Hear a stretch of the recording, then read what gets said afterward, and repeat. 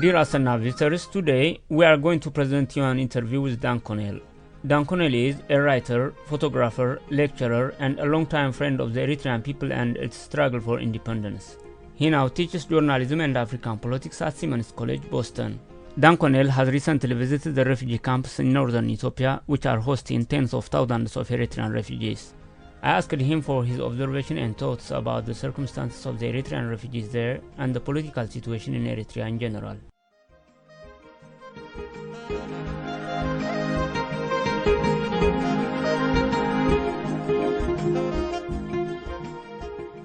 Thank you very much, Dan Connell, for your time.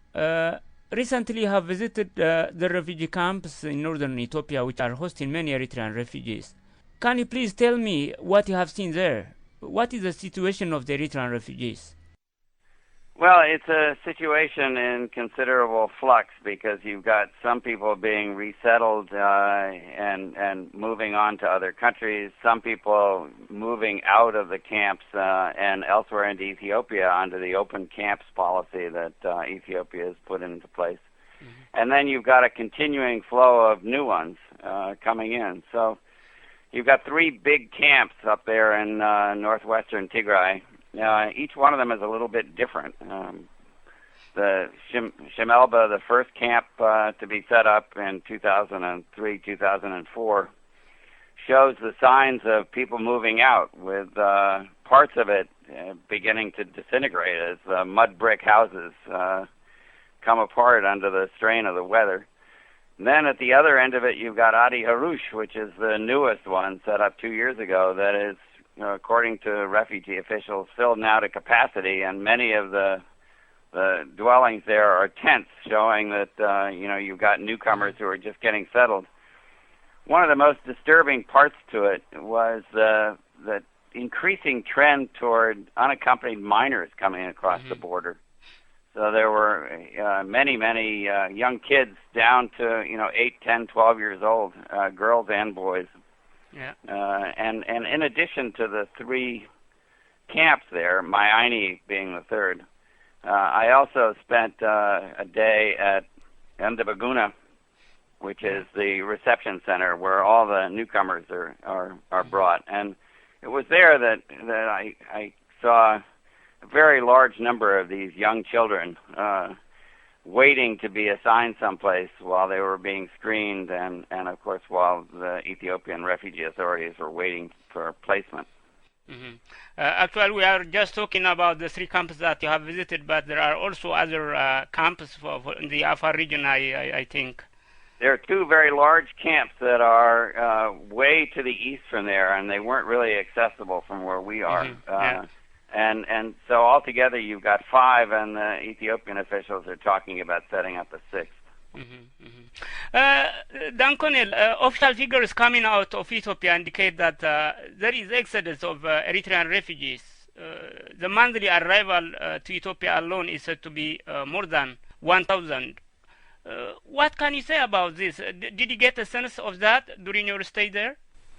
Yes, at the reception center we saw people who had come in. We were able to interview them without any Ethiopian officials present, and the rate was somewhere between 30 and 35 a day, which is going to come out to the numbers you're talking about, and that doesn't even count the ones that are coming into the Afar region.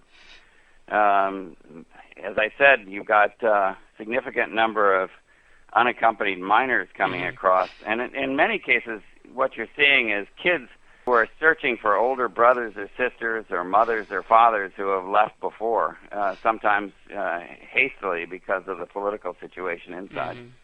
And of course you've also got a significant number of young men, which makes these camps very different from most refugee camps in the world, where you find mainly women and children and the elderly. Here you've got a very large segment of young men who are coming out because of the conditions of national service. As you know, Ethiopia is just one of the exits for Eritreans. Many others are fleeing to Sudan and some to Yemen and Djibouti.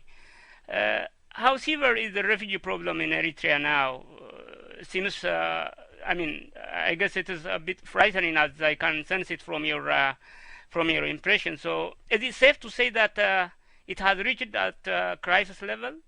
Well, I think it's been at a crisis level for a while, but it's certainly intensifying. Yes, there are refugees going out in all directions. Sudan sees a good number of refugees going out. And of course, we've seen in the media coverage of the situation in Israel that many going in that direction have tried to make their way across Egypt to Israel, and often at great personal risk. And now reaching Israel and finding a much less welcoming greeting than they used to. You got partly this has got to do with where people are coming from, and what their background is. The refugees in eastern Ethiopia, of course, are largely coming out of the Afar areas, and some of them are also going to Djibouti. The refugees going into northwestern Ethiopia and into the Tigray camps tend to be Tigrinya speakers with a significant minority of Saho, and of course you had a large number of Kunama that came earlier. So it's mainly those three nationalities with some small minorities of Tigray and Belan. And in Sudan, of course, you've got people that are coming out of the coastal areas in the western lowlands that go out in that direction. And so, there's an ethnic and a regional character to this as well as a political character. So in terms of demography, you have spoken about minors, I mean the children and women. What about elderly? Have you seen some of them, some elderly there? We have. There were fewer because getting out of Eritrea, of course, is very difficult because, as everyone is aware, there's a shoot-to-kill order on people who go out, and if you're captured, you're taken back home, and often your relatives are forced to post a very high bond against the possibility of your future escape. So people come out, they have to hide in the brush, they have to make their way out often with, if they're by themselves, at great risk. Otherwise, they have to pay smugglers a considerable fee to get out. So I think that tends to favor the younger ones. But among the older people, particularly in the Kunama areas, you have a significant number because they came out often as whole communities and whole families. The Tigrinya speakers tend to come out one by one or two by two in very small groups from all over the country. The Kunama tend to come as a group, and so you've got the whole spectrum of very young, middle-aged, and old. One of the Kunama refugees that I spoke to was Germano Nati's brother. He came out, of course, with his community. Germano Nati being the one who was detained with the G50. The former governor of Gash-Barka province. Yeah, that's right. The Eritrean government is obviously in denial with regard to the extent of the problem. But at the moment, many European countries have identified Eritrea as a refugee-producing country. Despite our small population, we Eritreans are among the highest in terms of number of asylum cases. So why is that the case? Well, from interviews with the refugees, at least the ones that we met there, the conditions of national service were a significant one. And I think one of the things that was quite interesting to me was that there were many young men who complained about the terms of national service, the open-ended character of it, the fact that they were in for year after year after year with no possibility of education, with placement in dead-end jobs. And yet when you ask them about the policy itself, many of them say they support the idea of national service, and they sound very patriotic in terms of their country. What their objection is to the length of service and the fact that they are treated so poorly during the service. What will be the immediate and long-term impact of the crisis on Eritrea and its people? Well, whenever you've got a significant portion of young, working-age men and women fleeing a country, you're basically gutting the workforce and making it very difficult for the country to develop in the future, except under conditions of this sort of forced servitude. You're also weakening the armed forces in a significant way. So this is a significant setback to Eritrea's prospects for future development. As a friend of the Eritrean revolution for independence, you have seen the enthusiasm and sacrifices of the fighters, for Eritrea and its future. Did you have any doubts this might happen after Eritrea's independence? What would you say about the overall political situation of the country in relation to this? Well, I'm sure you're aware from my previous writing that at the point of independence, I was very hopeful about the future of Eritrea, and my book, Against All Odds, which was written in the very early 1990s and then updated in 1996 and 97, continued to carry that optimism. I also had by that time seen signs that were making me uneasy about the situation. Some of those I detailed in a long personal paper titled "Enough," which is up on my website. And among those, of course, they started with the decision of the Eritrean government, the transitional government, in 1991, not to let the ELF and other opposition groups come back in to the country unless people completely denounced their affiliation and their heritage.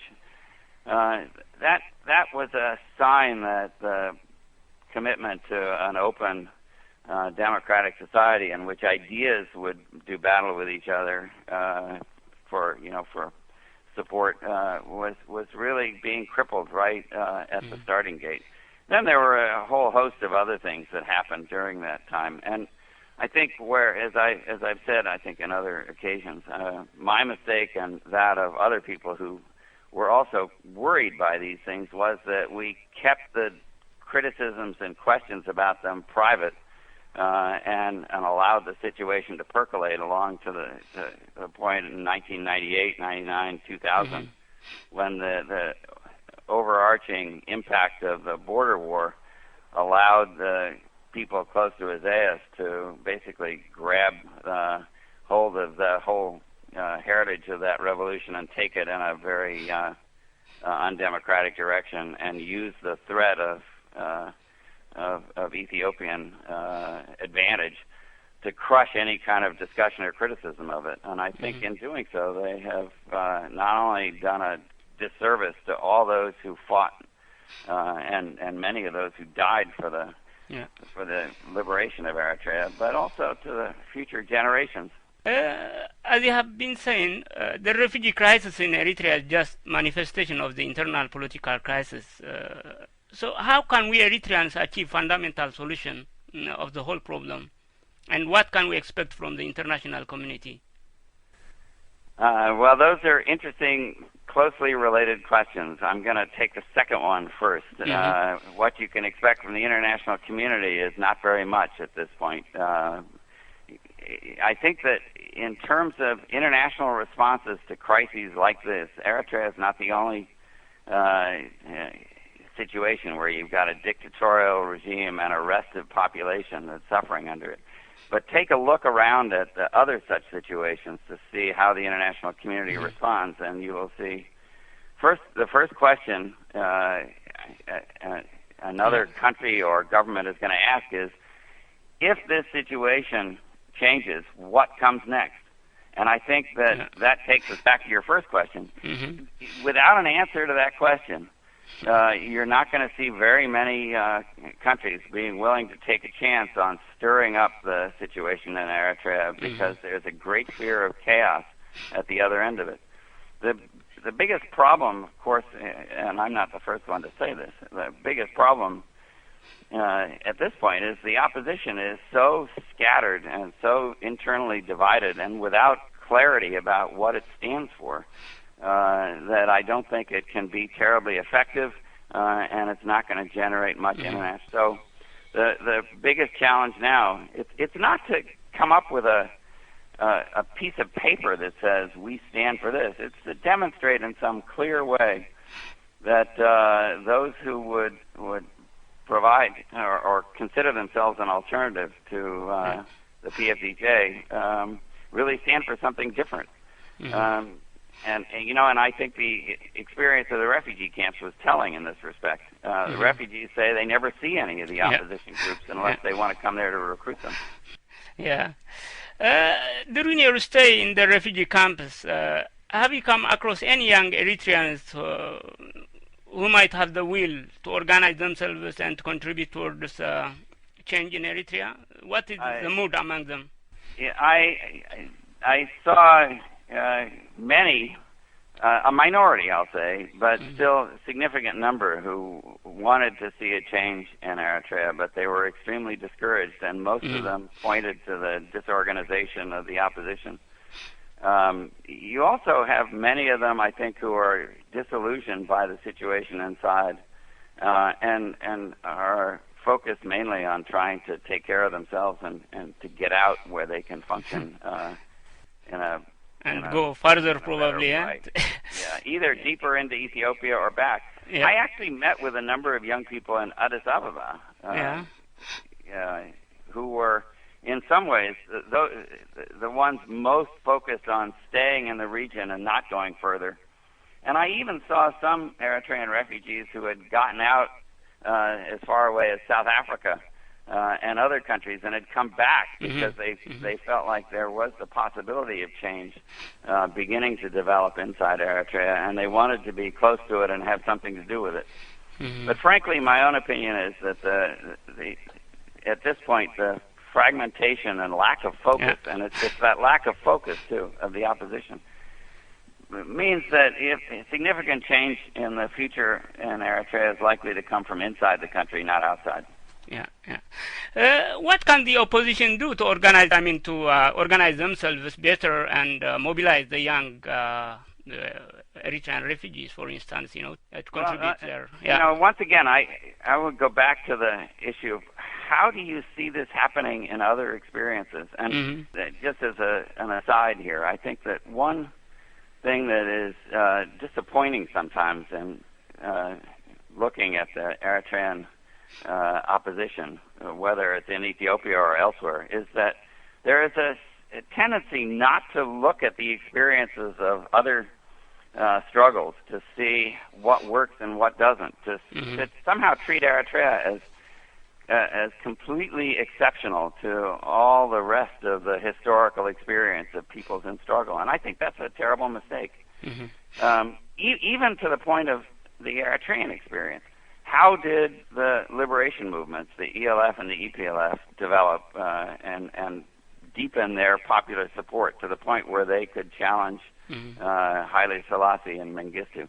They did it because they were immersed within the population, doing social services, education, mobilization that actually had a difference, made a difference in people's lives. It wasn't just that they went around giving speeches. And today, look around at the political movements that are developing in the strongest ways. They tend to be the Islamist groups, the ones that have for years been doing charitable work at the community level, taking care of widows and orphans, and resolving problems of health and education and security in neighborhoods, much as the Eritrean movements did in the past. This is what the opposition should be doing now, instead of having meetings with each other to try to come up with declarations and pieces of paper. They should be working with the refugees through perhaps an NGO that Ethiopia would accept up in the camps. They could be working with refugees in the UK, in the US, in Europe, and Australia. They should be doing something that could be measured and evaluated by people to see who is really qualified to lead us and who isn't. And instead, they're just making speeches and writing new documents. One current example of what you are saying is the situation in Egypt, for instance, the Islamic Brotherhood, And look at how many years they spent doing this, because it took a long view.